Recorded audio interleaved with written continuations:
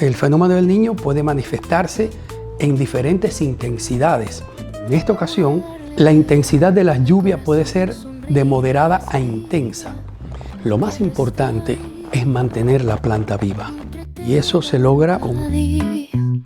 Ese es el secreto. Si lo llevas dentro, la tierra está viva y todo lo que le pidas ella te lo da.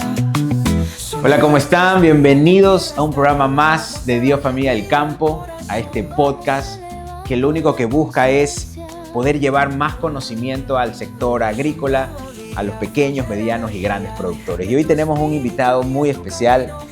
Él es ingeniero Jorge Labrada, amigo de mi padre, fundador de Coagrotecnia y alguien con quien yo ya vengo hablando hace 7 años. Así que desde hace tiempo yo he venido hablando con el ingeniero. Quiero tenerte en el podcast, tienes mucho conocimiento que me gustaría compartir con la comunidad. Así que bienvenido, Jorge, gracias por estar aquí. Muchas gracias a ustedes por la invitación. En realidad, hacer esta contribución para mí es fantástico porque la labor que usted hace es una labor de extensionismo rural del desarrollo agrícola. Muy pocos técnicos están involucrados en este quehacer que para mí es muy importante. Yo le agradezco de nuevo por la invitación y espero poder contribuir a su programa. Hay muchas historias detrás de esta relación con Jorge. Como les comentaba, es un amigo de mi papá de hace muchos años. Y la verdad, una de las tantas conversaciones que tuve con mi papá mientras estuvo vivo fue acerca de Jorge, ¿no? Y siempre fue para mí un anhelo poder tenerte aquí y que la gente pueda conocer mucho del conocimiento que tú tienes, que es un conocimiento que puede aportar mucho a los pequeños, medianos y grandes productores también, que necesitan de alguna u otra manera siempre tener una herramienta adicional. Y qué mejor que la comunicación y la información para poder llegar a ellos. Hoy vamos a hablar de un tema muy interesante que hemos venido hablando y que es el fenómeno del niño. Y hoy día pues quería que con tu experiencia nos puedas aportar, porque el objetivo de este programa es que los pequeños, medianos y también grandes productores puedan estar preparados para este fenómeno que ya hemos visto en los estudios meteorológicos, en todos los estudios que se vienen, que hay grandes posibilidades. El otro día veía un 80-90% de probabilidades de que venga el niño, y no solo un niño normal, sino un super niño. Entonces el objetivo hoy día es comenzar a profundizar un poquito más en el tema y con tu experiencia, más que nada en el negocio del banano, cómo debemos estar preparados. Pero antes de entrar al tema, yo quería que nos cuentes a la comunidad quién es Jorge Labrada. Cuéntame tu experiencia, que a mí me encanta saber cómo llegaste aquí al país, dónde estudiaste. Así que cuéntanos un poquito quién es Jorge Labrada. Muchas gracias de nuevo por la invitación. A ver, yo soy cubano. Yo soy cubano y yo en el año 1980, como resultado de un programa de intercambio de becas que había entre Cuba y la ex Unión Soviética, recibí una beca para estudiar agronomía en un instituto en Ucrania. Este instituto fue fundado en 1883 por Vasily Vasilievich Dokuchayev, que es considerado el padre de la ciencia del suelo. Fue un geógrafo ruso que recibió todo el apoyo del zar en su momento, y luego, cuando ya se estableció el gobierno soviético y Ucrania pasó a ser parte de la ex Unión Soviética, siempre se mantuvo el instituto en vigencia, una institución con un prestigio tremendo y con un programa de estudio admirable. Yo le doy muchas gracias a Dios por haberme dado la posibilidad de formarme allí. Luego de un tiempo de trabajo en la Academia de Ciencias de Cuba, en investigaciones de suelos y nutrición, tuve 4 años de interacción en el Instituto de Suelos y Agroquímica de la Academia de Ciencias de Hungría, de donde guardo los mejores recuerdos y unos colegas fantásticos y admirables, y eso contribuyó a mi formación profesional. Y llego aquí en el año 2008, después de algún tiempo trabajando en Colombia, para trabajar en flores, en nutrición de flores, y recibí en el año 2009 una invitación y me trasladé a la costa, y ya acá me quedé trabajando en la costa en cultivos ya de productividad agrícola, porque las flores es un producto agrícola, pero es suntuario, es muy frágil ante cualquier inestabilidad del mercado. Sin embargo, los productos agrícolas que contribuyen a la alimentación, esos siempre son imprescindibles. Y por eso me quedé acá y ya llevo varios años, ya llevo 16 años acá viviendo en Guayaquil. Cuéntame un poquito de tu experiencia también para que la gente sepa. Bien, tienes 16 años aquí en Guayaquil trabajando en cultivo de banano. En general he trabajado en múltiples cultivos porque también en el momento en el que había una alta producción de cebolla, acá trabajé en sectores de Manabí, vía la costa en producción de cebolla, producción de melón y sandía, pepino, pimiento, cacao. En algún momento estuve colaborando con colegas en Plan América en producción de arroz.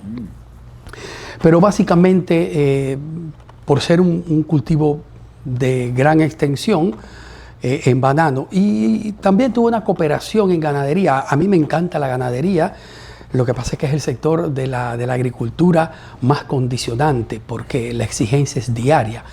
El animal necesita comer, beber, debe estar uno pendiente de la salud todos los días. Claro.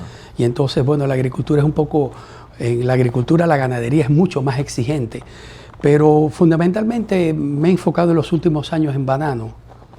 Sí, en el sector del banano fundamentalmente. De las tantas conversaciones que tenemos, una de las cosas que yo te dije en reunión fue, ¿sabes qué, Jorge? Me gustaría que con la experiencia que tú tienes nos puedas guiar un poquito en este podcast a que los pequeños, medianos y grandes productores puedan entender y cómo estar preparados para el fenómeno del Niño, que sabemos que va a venir. Esperemos que y confiamos en Dios de que el impacto no sea tan grande, pero eso no nos exime de que no estemos preparados.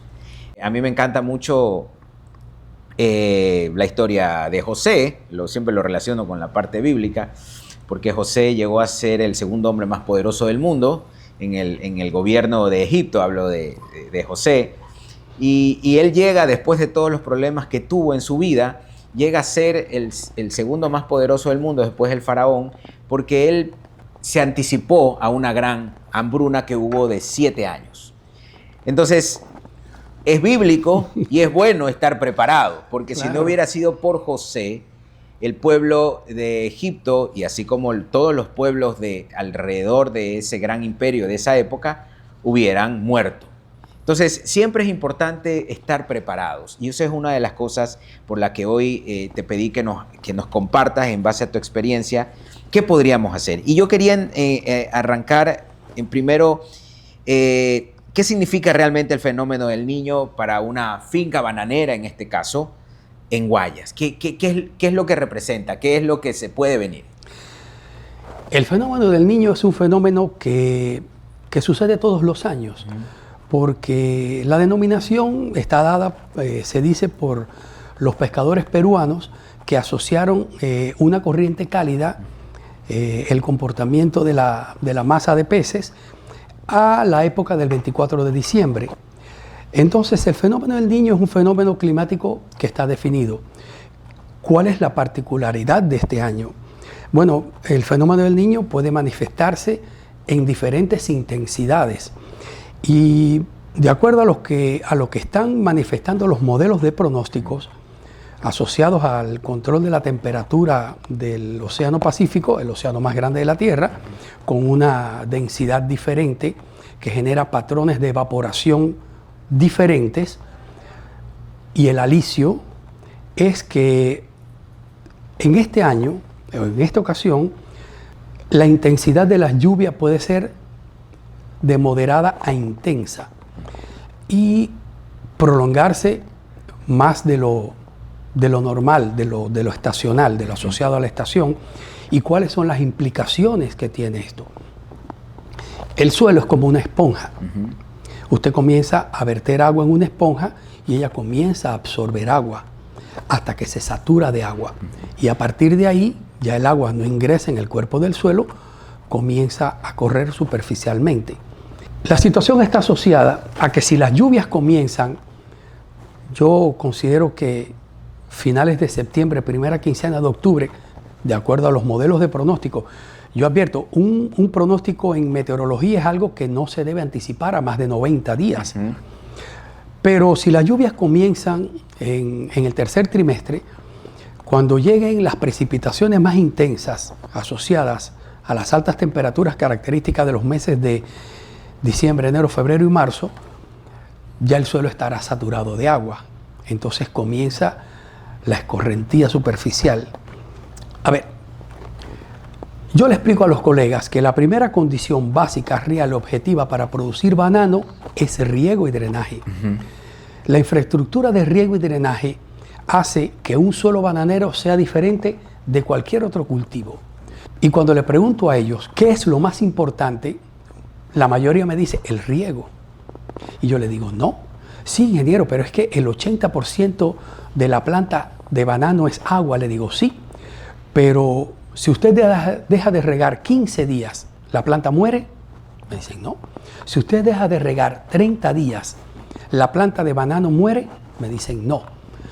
Y si usted inunda una bananera a las 72 horas, afecta la integridad del individuo, que es un ente vivo, y el cultivo muere. Entonces, la sobresaturación de agua en el suelo es el enemigo invisible, en este caso, para las haciendas bananeras. Ocurre un fenómeno llamado asfixia radicular. ¿Por qué razón? Porque a partir de las 48 o 72 horas de un suelo saturado en agua, la raíz deja de respirar y comienza a morir la planta. Y ahí comienza un proceso de pérdida de anclaje, porque la primera función de la raíz es el anclaje de la planta al suelo, y comienza el volcamiento.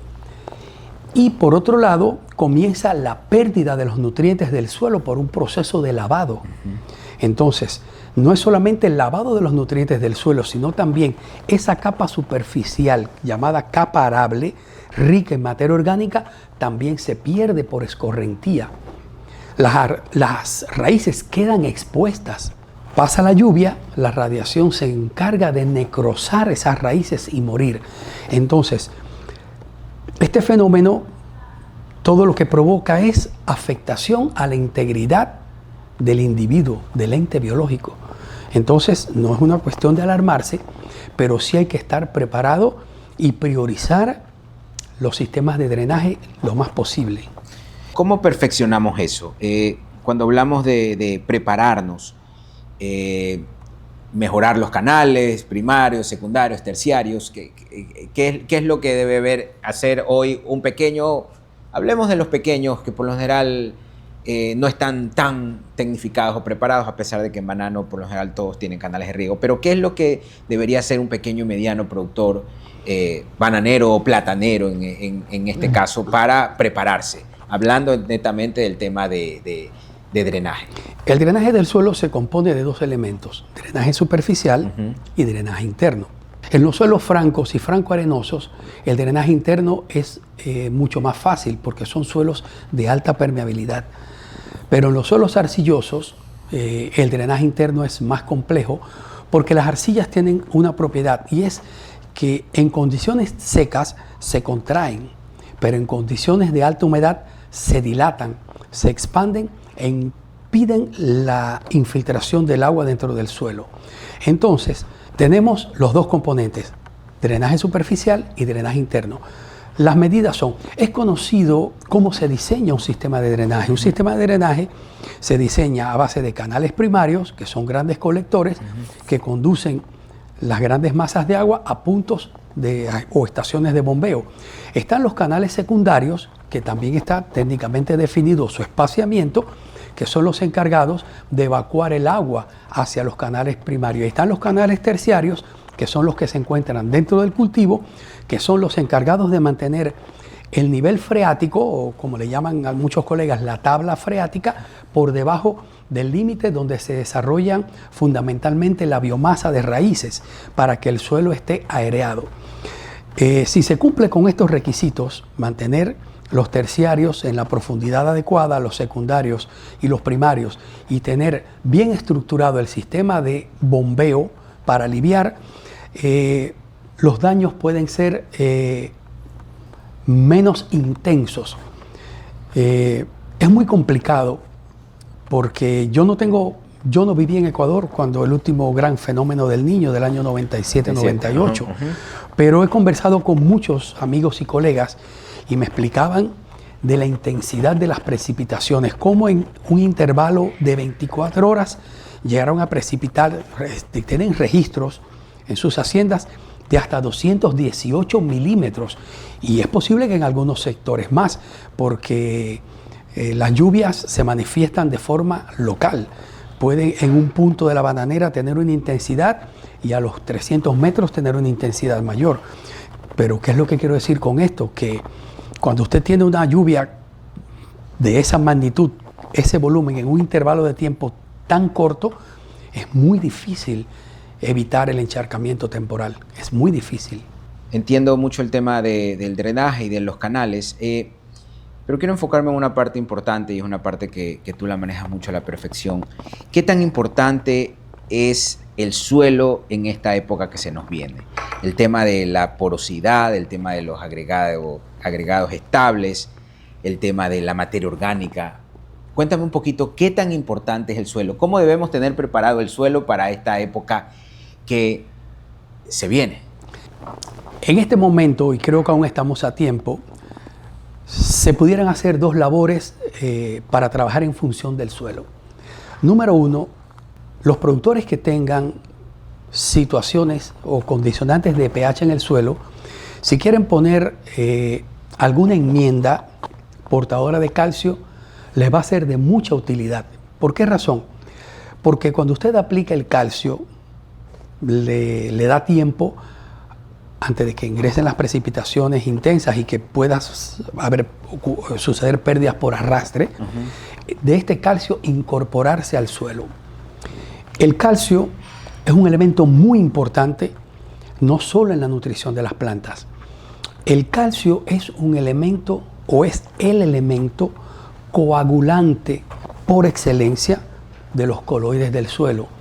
¿Qué pasa? Que cuando usted tiene los coloides coagulados o en estado gel, no se van a lavar los nutrientes del suelo.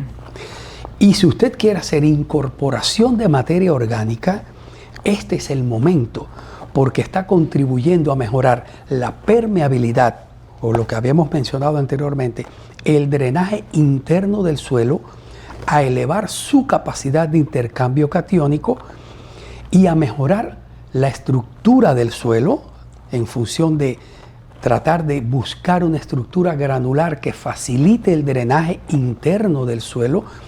Entonces, reitero, si se va a hacer algún tipo de mejoramiento, este es el momento, no esperar a las lluvias intensas, porque se va a perder por arrastre. Se va a perder el costo del producto, el costo de la labor, y no vamos a obtener el resultado que esperamos desde el punto de vista de fertilidad del suelo. Entrando un poquito más en tema de materia orgánica, porque es un tema que me apasiona y te apasiona a ti también. Sí, definitivamente. Cuéntame un poquito más de la materia orgánica, la importancia, no solo en la época que se viene, porque el tema que hoy estamos hablando es el fenómeno del Niño y cómo prepararse, pero ¿qué tan importante es la materia orgánica? Y ahí quería tocarte un tema porque, y que me digas, en base a tu experiencia, qué tan importante es la materia orgánica a base del humus del lombriz, que es algo que sé que también tienes experiencia y trabajaste también muchos años con el humus, ¿no? Cuéntame un poquito eso. Me encanta hablar porque es parte importante en la estructura física, química y biológica del suelo, que es lo que debemos estar preparados. Cuéntame un poquito de esa parte. La tengo como pie de página del capítulo de materia orgánica del libro que estoy escribiendo. Y la frase es esta: la praxis de la fertilidad de un suelo está definida por su contenido de materia orgánica. Lo que diferencia una roca meteorizada de un suelo es la materia orgánica, porque es la que le da la propiedad que diferencia una roca meteorizada y la convierte en suelo, que es el humus. Yo tuve la oportunidad, como mencioné anteriormente, de estudiar en Ucrania. En Ucrania están los mejores suelos del mundo. De hecho, en el diccionario de edafología, la palabra chernozem es una palabra rusa que quiere decir suelos negros. No solamente hay chernozem en Ucrania. Yo he visto chernozem en la gran llanura de Hungría, En la gran meseta del Loess de China hay suelos genéticamente clasificados como chernozem. En el Corn Belt, en el Middle West, en Idaho, Kansas, Wyoming, en Estados Unidos, hay chernozem. Hay chernozem en muchos lugares del mundo porque la pedogénesis de estos suelos es muy particular. De hecho, solo se forman sobre un tipo de roca madre, que es el loess, que es una roca friable, carbonática, muy suave, que permite la fragmentación y por eso es que tienen esta estructura. Pero lo maravilloso del chernozem, lo que lo hace los suelos más fértiles del mundo y casi perfectos, es su contenido de materia orgánica. Yo he tenido la oportunidad de hacer calicatas, y créame, ingeniero, he hecho innumerables calicatas de chernozem, sobre suelo chernozem, con un horizonte de 1,80 m y un contenido de materia orgánica del 8%. Eso es increíble. Eso hasta que usted no lo ve, usted no le da crédito. ¿Qué pasa? Cuando usted tiene una materia orgánica en estos niveles, en un suelo, la estructura es granular. La permeabilidad del suelo es ideal. El desarrollo radicular de cualquier cultivo es fácil. El movimiento capilar del agua del suelo es impresionantemente alto y su capacidad de intercambio catiónico es elevadísima gracias al humus, a sus propiedades coloidales. Entonces, mientras más materia orgánica usted aporte a un suelo, mucho más fértil va a ser. Existen muchas fuentes de materia orgánica en la práctica agrícola en nuestros tiempos. Se usa actualmente mucho leonardita, que es una roca meteorizada parecido al lignito, pero no tiene propiedades como caustobiolitas. Pero la mejor fuente de materia orgánica que se puede aplicar al suelo, con todo respeto, y espero que los colegas no se sientan incómodos, es el humus de lombriz.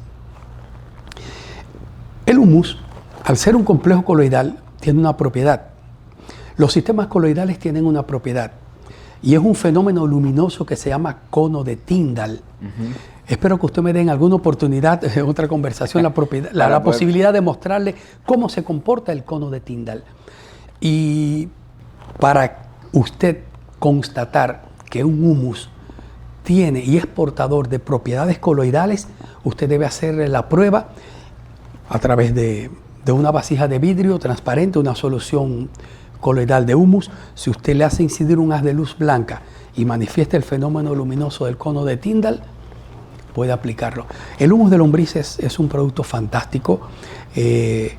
Pienso que todavía no ha sido lo suficientemente valorado y es una solución incluso a condiciones de impacto ambiental, porque a veces no sabemos qué hacer con los desechos orgánicos, un gran volumen de desechos orgánicos que si lo incorporamos a los cuerpos de agua pueden alterar la DBO y la DQO del cuerpo de agua, atentar contra la fauna. Sin embargo, compostar y humificar estos desechos orgánicos sería una solución extraordinaria desde el punto de vista ambiental y muy favorable para mejorar la fertilidad de los suelos.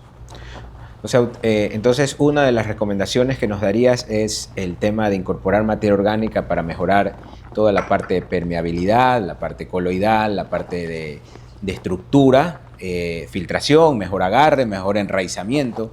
Entonces una recomendación sería incorporar fuentes de materia orgánica, obviamente hay muchas, pero es una de las soluciones. Definitivamente. Entrando un poquito ya en el tema de nutrición, ya hablamos, me comentabas hace un ratito el tema, la importancia de comenzar a aplicar enmiendas ricas en calcio. ¿Qué otro tipo de recomendaciones en este tema ya de nutrición? ¿Cuáles son los nutrientes más vulnerables a perderse por lixiviación o baja disponibilidad en invierno? ¿Cuáles son estos nutrientes que más se lavan para que el pequeño y mediano productor entiendan por qué es importante también comenzar a nutrir desde ya? Los nutrientes que más se lavan son nitrógeno, calcio, boro y zinc. Una lluvia de alta intensidad de forma continuada inunda la bananera y provoca dos tipos de caos. Provoca el caos productivo y provoca el caos logístico, que podemos más adelante conversar sobre eso, porque no solamente se inunda el cultivo, también se inunda la empacadora, se inundan los caminos, se afectan los puentes y se afecta la cadena de transporte y logística al puerto. Así es. Y eso es algo muy complicado. Le repito, yo no estuve cuando el 97-98, pero como tengo tantos amigos y converso con tantos, en una ocasión conversando hace unos años, no ahora, con el ingeniero Federico Cabrera, excelente amigo, que yo le doy sugerencias de producción y eso, él me decía, la carretera se destruyó totalmente. Totalmente. La carretera de Virgen de Fátima a Guayaquil, el trayecto me tomaba más de 1 hora. Entonces yo pienso, caramba, un fenómeno de este tipo no lo queremos, pero lamentablemente estamos abocados y existe la posibilidad, y usted lo señalaba, cada vez los modelos de pronósticos van subiendo el % de probabilidad y entonces debemos estar preparados para esto. Luego de que la bananera está sometida a la inundación, lo que se debe apelar es a un protocolo de recuperación. Es lo más importante. Inicialmente tenemos pocas raíces, el suelo está saturado de agua, la planta no tiene cómo absorber los nutrientes. Lo más importante en ese momento es mantener la planta viva. ¿Cómo podemos mantener la planta viva? A través de la aplicación de foliares. Hay colegas que no están de acuerdo con el uso de foliares. Los colegas fitosanitarios se alarman mucho porque si usted aplica fuentes de nitrógeno, en una época que el estado evolutivo de la cigatoca está disparado, claro, y entonces es muy complicado, pero usted debe mantener el individuo vivo. ¿Y cómo debe hacer esto? Bueno, debe establecer un programa de aplicaciones foliares, mantener un programa de bioestimulación también foliar, que yo sugiero básicamente de algas y aminoácidos fundamentalmente, y en la medida de las posibilidades, cuando el suelo lo permita, aplicar soluciones de enraizadores a base de fuentes de fósforo y auxinas. Los niveles de fertilización, cuando el suelo lo permita, no deben ser altos, por dos razones. Claro. Número uno, porque su volumen de raíz, su biomasa radicular no le permite la absorción de todo lo que usted está aportando. Y porque una alta carga de fertilizante ante raíces que deben estar expuestas por pérdida de la masa del suelo, lo que va a hacer es necrosar ese tejido. Pero básicamente los elementos más importantes que usted debe aplicar son nitrógeno, calcio, magnesio, boro y zinc. Eso es lo más importante. Va a resultar contradictorio si yo sugiero nitrato de calcio, porque es un fertilizante altamente soluble que se puede lavar con facilidad. Pero también debido a su sinergismo, el nitrato de calcio tiene una rápida absorción por parte de la planta. Y el nitrato de calcio tiene una particularidad, que sube muy rápido e induce, al entrar en contacto en la hoja con el aminoácido triptófano, la formación de un ácido indol y de una serina. Y este ácido indol es una hormona que va a bajar por floema y va a estimular de forma natural la emisión de tejido nuevo radicular.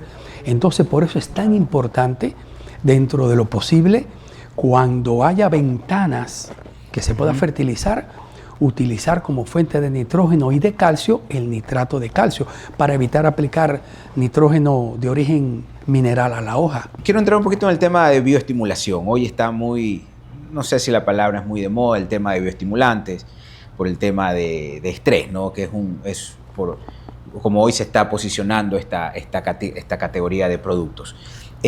Cuando hablas de bioestimulantes me hablaste de algas y de aminoácidos. ¿Qué tipo de aminoácidos específicamente para el cultivo de banano? En el mercado hay múltiples aminoácidos.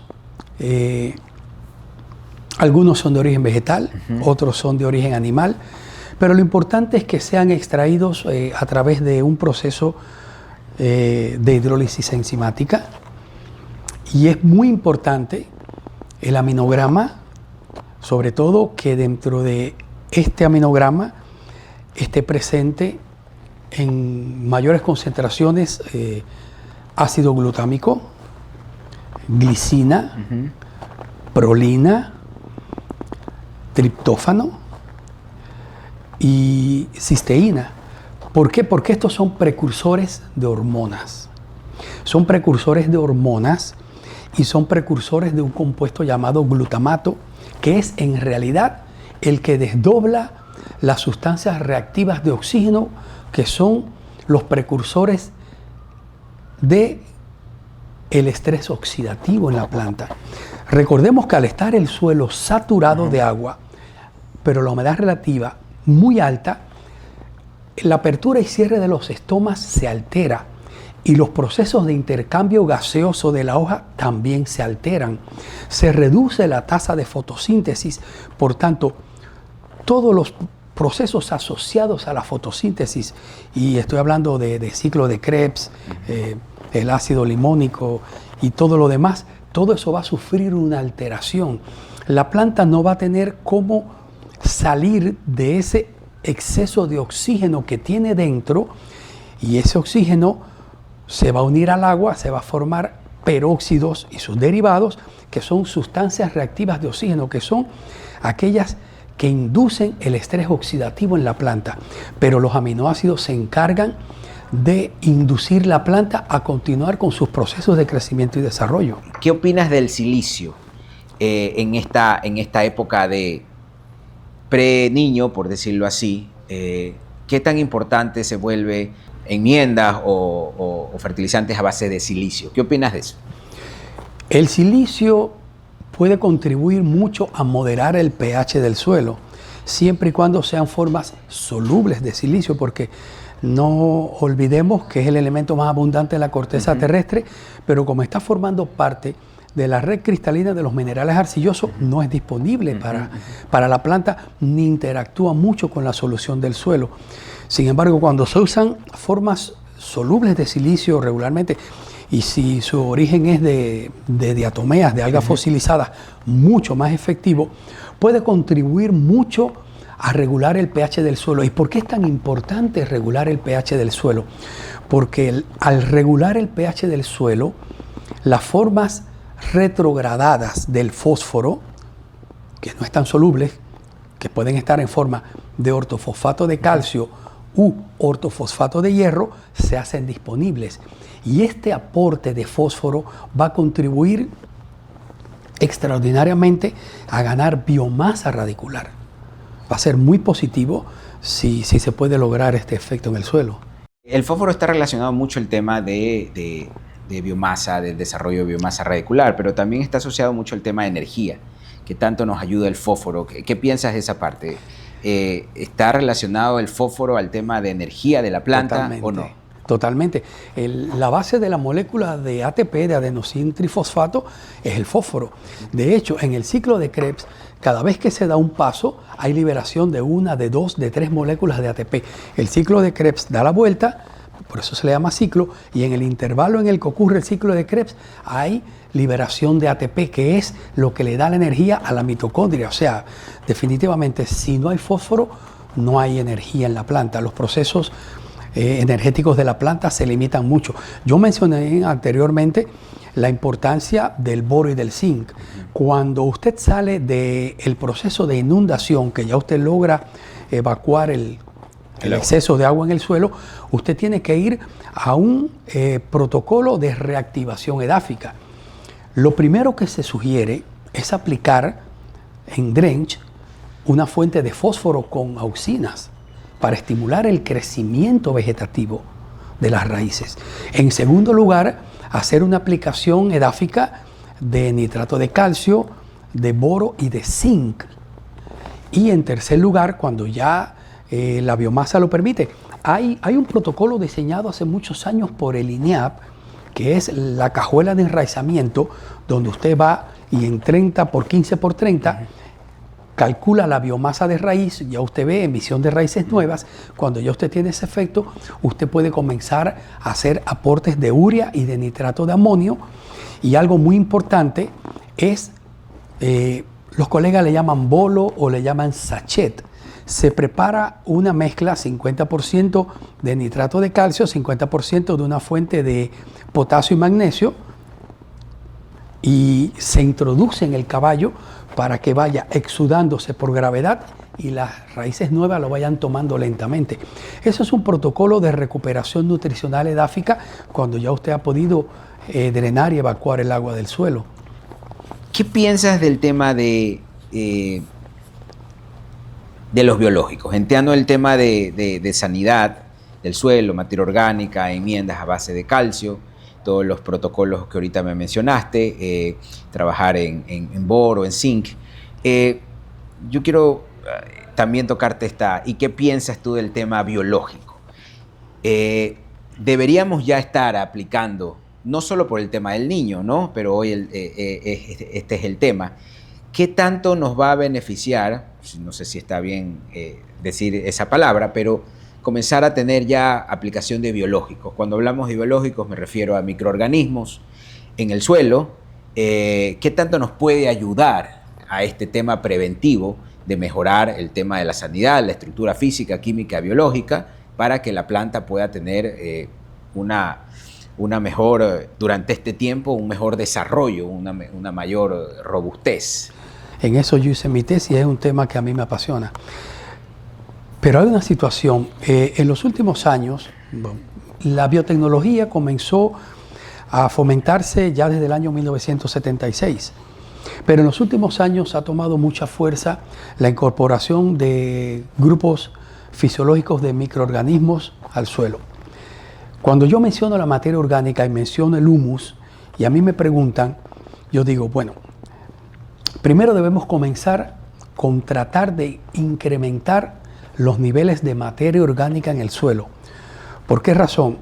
Porque hay una microflora nativa que está presente en el suelo, que ha permanecido por 4 o 5 mil millones de años ahí, que se ha impuesto a diferentes ciclos, eras, condiciones climáticas, incluso eventos meteorológicos y físicos de arrastre, de deposición, de superposición, y esa microflora nativa está presente ahí. Si se deprime, la forma más fácil de recuperar su actividad es dándole su fuente de energía. La principal fuente de energía es la materia orgánica, porque ella toma el carbono como fuente de energía y el nitrógeno para su reproducción y multiplicación. Cuando usted trae un compuesto de microorganismos aislado en suelos de otras condiciones, no siempre está garantizado que va a colonizar. Puede que antagonice en ciertos niveles con la microflora nativa y no se pueda imponer. Otro aspecto que está muy de moda, por llamarlo así, es el uso de consorcios.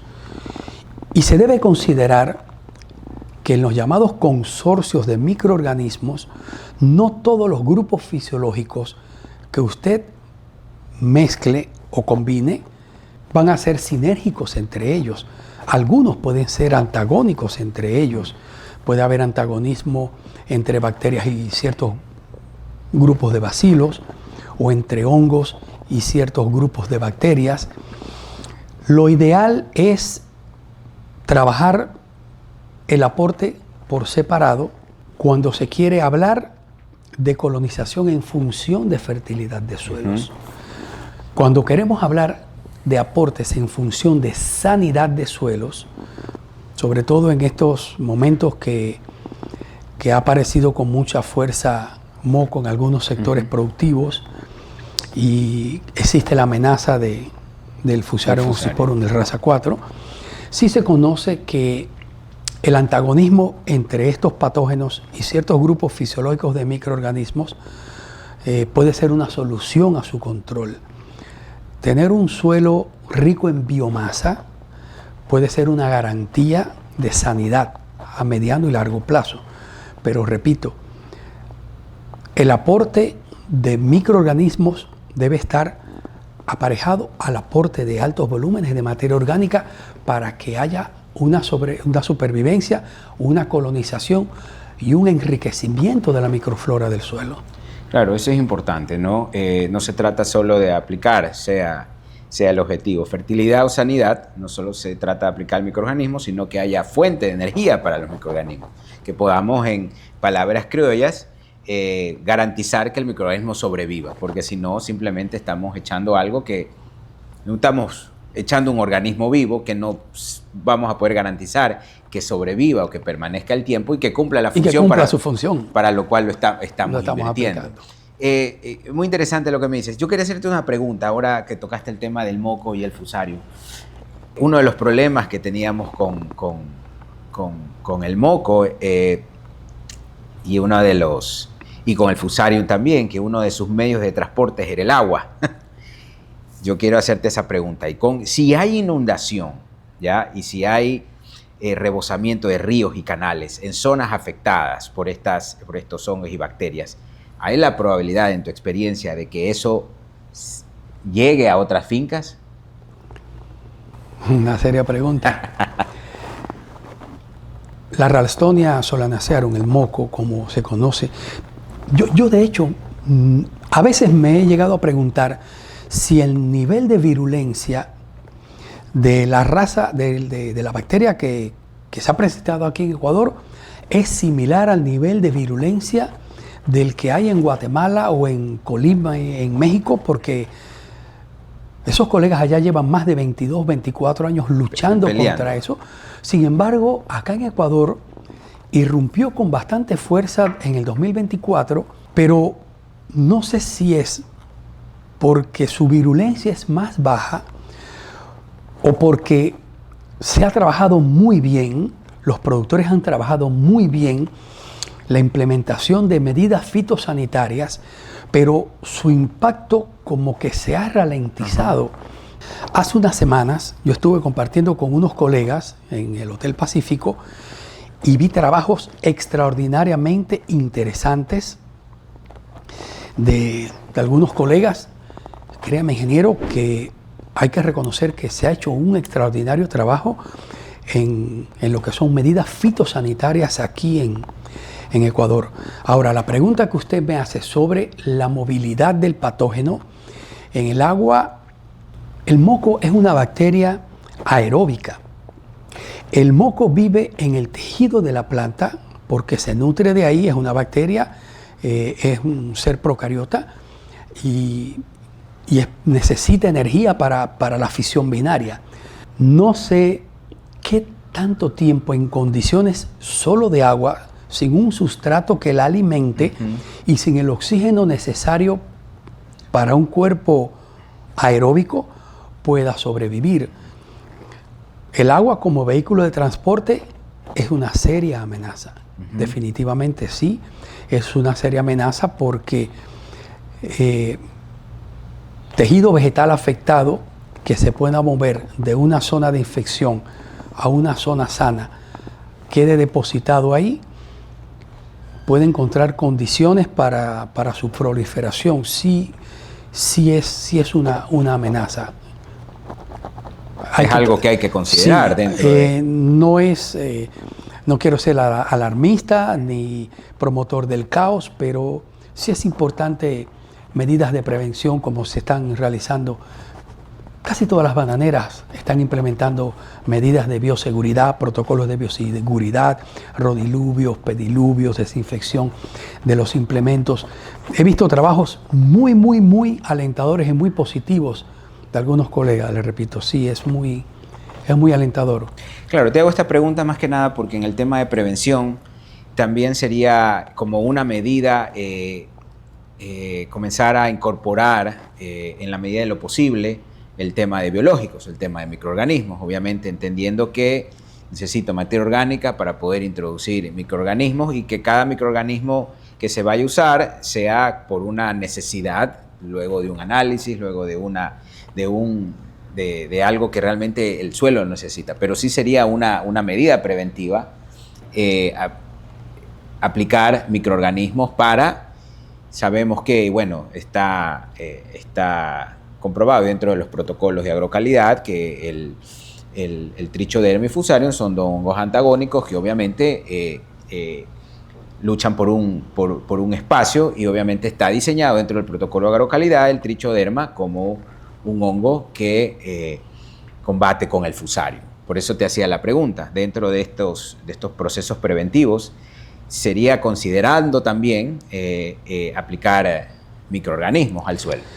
Es muy importante que se tenga en consideración esto, dado que la viabilidad del Fusarium oxysporum, de acuerdo a reporte de investigaciones, es muy prolongada.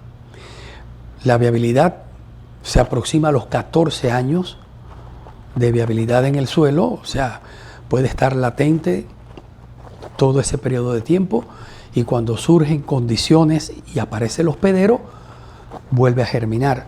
Por eso es tan importante tener una microflora muy rica en grupos fisiológicos que puedan antagonizar y puedan reducir su capacidad. Es muy importante los trabajos que se están haciendo. Repito, yo vi unos trabajos fantásticos de unos colegas, no quisiera poder hacer un reconocimiento a eso que están haciendo, muy positivo, muy alentador. Ya para ir teniendo como un resumen de lo que hemos hablado, deberíamos mejorar obviamente drenajes, mejorar la estructura del suelo, materia orgánica, enmiendas a través de calcio, cuando se pueda y tengamos espacios para poder fertilizar vía foliar y vía edáfica con lo que nos mencionaste. ¿Cuáles van a ser los beneficios no solo para... A mí siempre tú sabes que en la agricultura es ver para creer, ¿no? Y en tu experiencia, más que nada, que estás todos los días recorriendo fincas, ¿cuáles van a ser los beneficios? O sea, ¿dónde los vamos a ver visiblemente? En productividad. Me gustaría hablar de la productividad. ¿Qué beneficios de productividad vamos a tener si es que nos llega el fenómeno y estamos preparados? Productividad y obviamente salvar, que no tengamos problemas de muertes de plantas, ¿no? Lo más importante es mantener la planta viva. Repito, y eso se logra con un programa de nutrición y bioestimulación foliar. Pero hay que considerar otro aspecto, y es que la cigatoca va a estar con condiciones óptimas de desarrollo para su estado evolutivo. ¿Qué pasa? Los hongos tienen 3 condiciones básicas para su desarrollo: temperatura alta, humedad relativa alta y pH ácido. Por eso es que es tan importante que las aplicaciones foliares no sean precursoras o que estimulen la progresión de la cigatoca. Al margen de esto, se va a tener que hacer una labor muy intensa de control fitosanitario. Y aquí viene un serio problema, porque en ocasiones la intensidad y la frecuencia de las precipitaciones impide, literalmente, la aplicación de controles químicos del hongo, me refiero a los fungicidas. Entonces hay que apelar a un desoje constante fitosanitario, tanto de eliminación de hojas afectadas como el despunte fitosanitario. Y por otro lado está la situación que cuando hay una pérdida excesiva de hojas, se afecta la calidad del racimo y luego pueden aparecer condiciones de que la fruta arriba al destino con cierto grado de madurez, que el mercado tampoco acepta. Entonces, son muchos aspectos que hay que asumir de forma combinada. Hay que realizar un protocolo de recuperación de fertilidad y del cultivo después de las inundaciones, pero si lo vemos por puntos, lo más importante es la conservación del suelo, porque el suelo es la base física y biológica de los sistemas de producción agrícola. En segundo lugar, acometer las medidas de drenaje lo más eficientemente posible para garantizar la aireación. En tercer lugar, la protección de la raíz, evacuando de forma rápida el agua y con protocolos de recuperación de las raíces.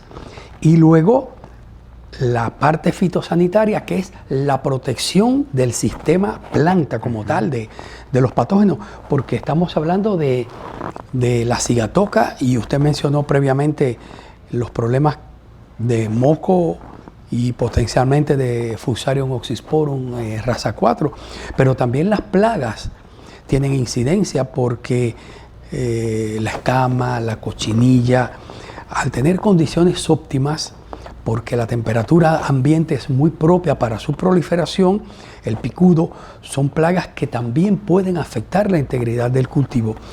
Y por último, el aspecto nutricional. Sí, los nutrientes son el combustible, o sea, la energía que recibe la planta para ejecutar sus procesos metabólicos de crecimiento, desarrollo y diferenciación. Pero, ¿por qué de último? Porque es que un suelo saturado en agua, sin oxígeno, sin aire en general y sin raíces, no funciona. Claro. La planta no puede aprovechar los aportes del suelo. Entonces, por eso es tan importante que se consideren todos estos puntos en ese orden.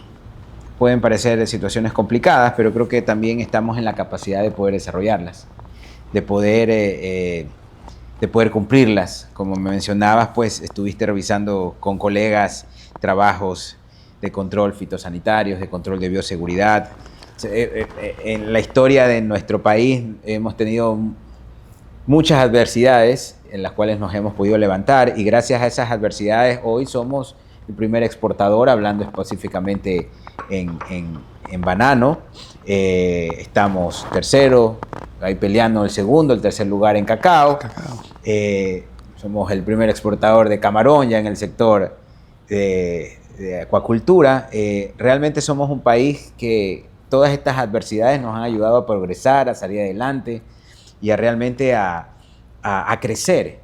Y creo que también es importante que nos preparemos. Por eso era la intención de, con tu experiencia, nos puedas llevar un poquito a cómo poder prepararnos mejor para esto. En general creo que vamos a salir bien, como siempre lo hemos hecho. Y sé que el objetivo de este podcast es también poder darle herramientas e información a los pequeños, medianos y también grandes productores para que puedan, a lo mejor dentro de tantas cosas que manejan, con esta información puedan tener un checklist de todo lo que deban cumplir y poder llevar de mejor labor los preparativos para este fenómeno que, confiemos en Dios, no sea tan fuerte como se pronostica. Ahora, ya para ir cerrando, yo quiero cerrar con un bloque, yo lo llamo más espiritual, porque para mí la agricultura, a pesar de ser una ciencia, una labor tan noble, pues creo que es un lugar donde realmente uno encuentra a Dios en su máxima expresión. Yo siempre lo digo, hay cosas que, cómo funciona la planta, la relación suelo-planta, la fisiología, los microorganismos. Tú cuando comienzas a entender, tú que sabes mucho más el tema microbiológico y nutrición de suelos, la única manera que puedes decir solo Dios puede haber creado toda esta perfección. No hay otra. ¿Qué te ha enseñado el campo acerca de la paciencia, la preparación? Y yo lo digo, ¿qué te ha enseñado lo divino? ¿Qué has visto de lo divino dentro del campo? Porque a veces hay cosas que no tienen explicación Y lo que yo siempre digo, a veces solo toca decir, Señor, confío en ti, porque no puedo con este gran problema. Usted tiene ahí en la camisa algo impresionante, Dios y familia.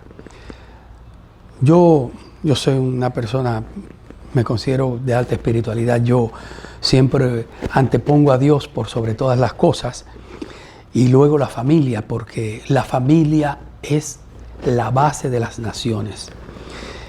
Y ante cualquier tipo de crisis climática, de mercado, fitosanitaria o económica, la familia agrícola es la que salva. Ecuador es un país resiliente. Hay que vivir aquí varios años para empezar a entender cómo la gente saca la fuerza para recuperarse. Yo que recorro haciendas, que camino el campo, que conozco muchas zonas agrícolas de Ecuador, tengo colegas que me dicen que yo he ido a zonas que ellos no han visitado. Lo interesante de la agricultura es que a diferencia de la industria, en la industria todo es inmediato. Más en estos tiempos donde la energía y las telecomunicaciones hacen que todo pueda funcionar mucho más rápido. La agricultura no. El campo no. El campo es de ciclos. ¿Por qué? Porque la planta tiene un ciclo vegetativo. Y aunque usted trabaje nuevas fuentes de fertilización, muchos bioestimulantes, moléculas tal vez muy sofisticadas, fruto del ingenio humano, aunque se trabaje muy fuertemente la genética, yo le digo a mis colegas, nunca olviden que producción agrícola es genética más medio ambiente. Aunque se haga todo eso, la planta tiene un ciclo de vida y eso no se puede alterar. ¿Puede ocurrir un evento climático que nos afecte? Puede ser. Pero hay que aprender a aceptar lo inevitable porque la paciencia es templanza. Hacer todo bien en un sistema de producción agrícola no le garantiza el éxito, porque usted puede escoger la semilla adecuada, preparar bien el suelo, implementar un buen modelo de siembra, buena nutrición, y cuando está en el momento pico de la cosecha, una granizada le puede acabar con el cultivo. Entonces, un evento climático lo puede destruir todo y lamentablemente para las personas que hacemos agricultura el primer adversario es el clima porque no lo podemos ni pronosticar ni controlar. Eso es muy importante. ¿Que hay que prepararse? Sí. Es muy importante toda la preparación que podamos ejecutar porque la preparación de hoy es el éxito de mañana. Antes de sembrar hay que roturar. Eso es una premisa agrícola. Ahora bien, cuando llegamos a este aspecto y yo digo, la familia agrícola salva, es toda la familia agrícola, todos los miembros, todo lo que compone la familia agrícola. Y es importante porque yo hice una anotación aquí y dije, el papel de cada uno, ¿cómo quedaría definido? Primero, los propietarios tienen la visión a largo plazo de lo que hay que hacer y la resiliencia financiera de ajustar costos, reducir ganancias, invertir capital propio y asumir deudas. Eso lo hace el propietario. Y es importante que tengamos en cuenta la memoria histórica, que es, si llega esta crisis, la vamos a superar como superamos las anteriores. Y por eso digo, el agricultor ecuatoriano es resiliente. El año pasado fue una época de lluvias intensas. Yo vi productores, pequeños productores, que se vieron afectados en su cacao, en su plátano. Ingeniero, ¿qué hago? Hagamos esto. Y a los 4 meses los visité y gracias a Dios, siempre yo antepongo a Dios primero por sobre todas las cosas. Y a su tesón, a su trabajo, vi que comenzaron a a salir adelante, y los precios del cacao le ayudaron y los precios del plátano le ayudaron, y ahí están. Y estamos de nuevo, converso con algunos que visité ahora en estos días advirtiéndole, y les dije, vamos a hacerlo, y les dijeron, sí, ingeniero, lo vamos a hacer, vamos a salir adelante de nuevo. Entonces es importante que esa memoria histórica forme parte de nuestra resiliencia para salir adelante. Luego, dentro de esa familia agrícola están los técnicos. Los técnicos, con su innovación, con la sustitución de algunos insumos, contribuyen mucho a la más pronta recuperación en caso de que sean afectadas, de las haciendas que pudieran afectarse. Luego están los trabajadores, y hay que tomar en cuenta a ellos. Ellos son el motor. Sí. Ellos son la fuerza motriz, y en este caso hay que apelar a su disposición si hay que hacer una jornada extra en función de drenaje, y al esfuerzo que ellos pueden imprimir para sacar adelante la bananera o la hacienda en este momento, en esta condición adversa que Dios quiera que no ocurra, pero que pudiera ocurrir. Y luego está algo que usted hace, que al principio le mencioné, y es la transmisión del conocimiento en función, la extensión rural del conocimiento. Ese es el superpoder. Ese es el superpoder que nos puede ayudar a salir, en caso de que se presente, de una crisis adversa en este caso. Pienso que sí. Ha sido un hermoso tiempo, Jorge, pero muchísimas gracias, ingeniero, por la invitación. Usted me dijo al principio, cuando me dio la bienvenida, que quiere que hablemos más adelante de esto que me apasiona, que es la materia orgánica, los suelos, la capacidad de intercambio catiónico, que estuvimos previamente conversando. Con mucho gusto, de verdad, me da muchísimo placer, en honor y en homenaje a su difunto padre, mi amigo. Gracias, ingeniero. Bueno, gracias a ti por todo lo que nos has aportado, que sé que va a ser de mucho valor para nuestra comunidad, para los productores pequeños, medianos y grandes. Y obviamente, pues, hoy nos queda un mensaje claro, ¿no? El niño debemos enfrentarlo con resiliencia, con la familia del sector agrícola, y hablo que es una familia grande, productores, trabajadores, técnicos, asesores de insumos, que todos podamos estar alineados con un objetivo de salir adelante de este evento, que esperemos no se den las condiciones que dicen que va a ser, y se enfrenta con preparación, se enfrenta con información, definitivamente. Se enfrenta con estar unidos, se enfrenta con buscar el objetivo de salir adelante de esto, porque el banano, hablando específicamente del banano, representa, y no solo banano, cacao, tantos el arroz, el maíz. Somos un país 100% agrícola, que necesitamos estar unidos, y más que nada con la información a la mano para poder prepararnos para esto. Así que lo que hemos buscado, pues, Jorge, es que con tu conocimiento nos des una guía, entendiendo que no somos la única verdad, pero somos una parte de esa verdad, que si la sumamos con conocimiento verídico y legítimo, pues los productores y todos los que somos parte de esta cadena podamos tener un mejor conocimiento y poder tomar mejores decisiones. Así que gracias, Jorge, por este tiempo. No sé si quieras dar un último mensaje a la comunidad, a los productores, a los pequeños, medianos, que son gran parte de nuestra comunidad. Un último mensaje. Bueno, yo quiero agradecerle por la invitación de nuevo, y decirle a los colegas que aceptar lo inevitable, pero no debemos caer en caos. Si hacemos la preparación adecuada y con la resiliencia que yo sé que tenemos, vamos a superar este momento. Estoy convencido de que sí, de que lo vamos a lograr.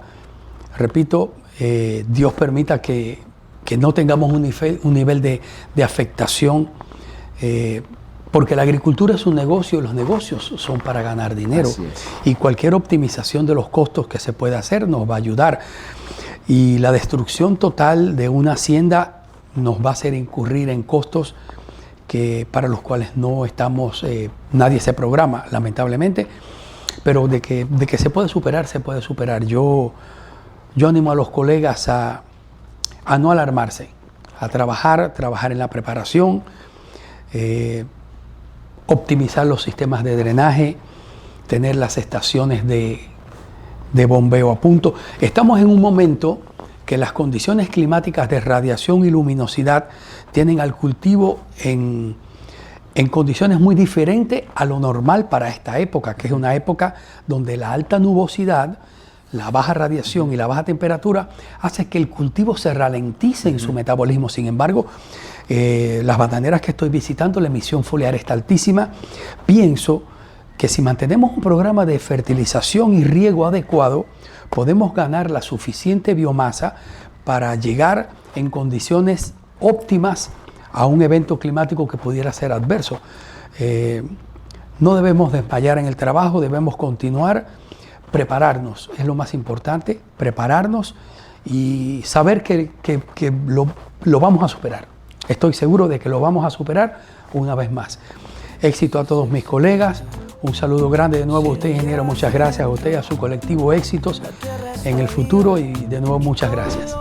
Bueno, ha sido un placer tenerlos, así que no se olviden de suscribirse, de activar la campanita y de compartir este contenido que sé que va a ayudar mucho a la comunidad. Así que nos despedimos, nos vemos en el siguiente podcast. Chao, chao, chao. Fluye la energía, deja que tu espíritu guíe tu camino. Dios, familia y el campo.